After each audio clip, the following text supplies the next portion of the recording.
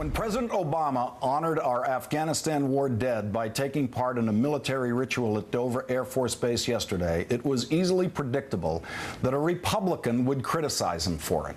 And in our fourth story on the countdown, the former vice president's pet attack dog, his daughter Liz Cheney, has now done just that. And once again, she wasn't going to let the facts get in her way. On the John Gibson radio show yesterday, Ms. Cheney was rehashing her father's fact-free critique of President Obama's handling of the war in Afghanistan. Then Mr. Gibson asked her about the president's appearance at Dover Air Force Base.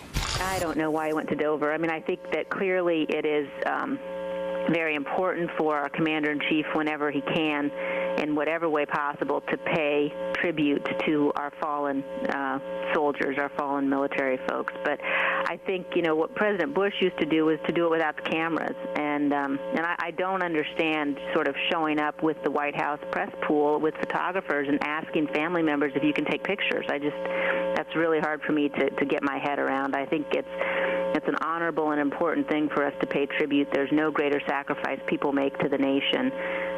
But it was a surprising way for the president to choose to do it.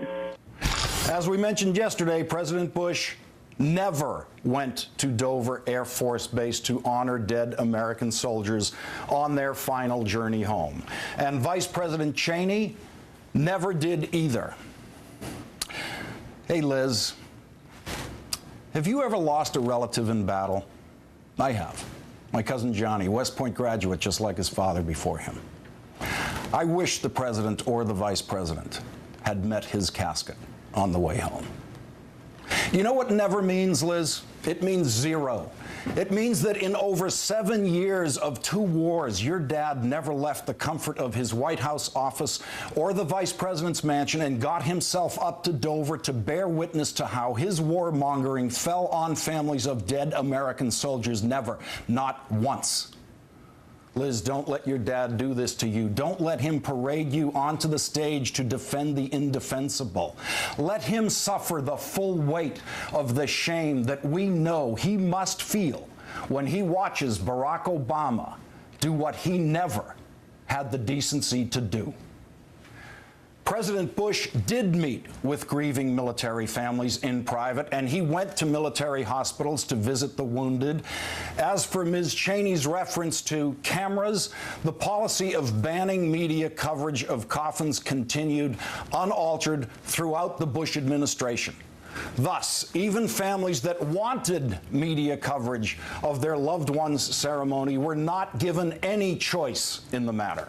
Furthermore, President Obama did not make any special requests to any of yesterday's 18 families, as Ms. Cheney implies. I mean, lies. The vast majority of those families had already made their individual decisions about media coverage under the current policy before the notification that President Obama would be part of the ceremony. As for Dick Cheney, when he was vice president, he sometimes met with the war wounded, but like President Bush, he never went to Dover either. Never.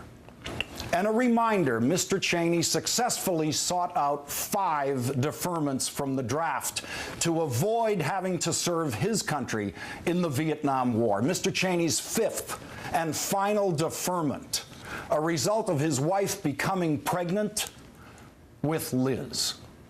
Mr. Cheney was granted a 3A status, the hardship exemption by his draft board, which was available to men with children at that time.